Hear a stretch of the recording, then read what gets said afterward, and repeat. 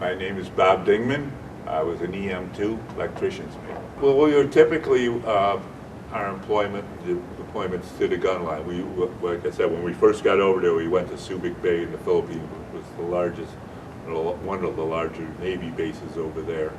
And we would stock up, with supplies and fuel and stuff like that. Then we would go to the gun lines, and we were typically out there maybe 2-3 weeks at a time.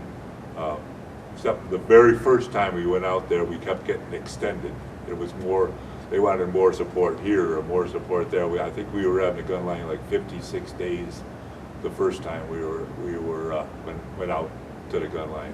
And we would go back to the Philippines. Philippines were probably our biggest port we went to.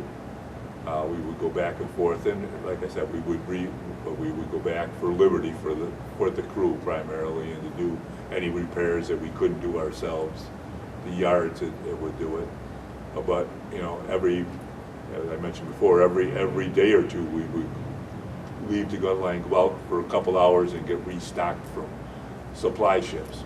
Either ammo ships, oilers, or ones that buy the provisions, fuel, and sometimes we'd be getting fuel from a fuel tank or fuel ship next to us, and they'd be bringing supplies by helicopter and dropping them on the big nets down onto the helo deck full of supplies. So we were always getting supplied on a regular basis. The other port we went to was Yokosuka, Japan. One time we went up there, and we were there for a week, a little over a week, I think. So we left the gun line, went up to Yokosuka. We went to the Yokosuka Naval Base up there in Japan for a week, and then back to the gun line for a while. Our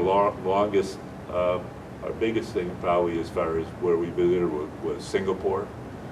We left the gun line, went down, dipped below the equator so they could do the shellback ceremony for anybody who hadn't crossed the equator yet. That's a whole day ceremony. They run the ones that have already crossed, initiate the ones that haven't crossed, and everybody becomes a shellback. And then we went to Singapore for a week in Singapore, a little over a week in Singapore for Liberty, basically just for Liberty.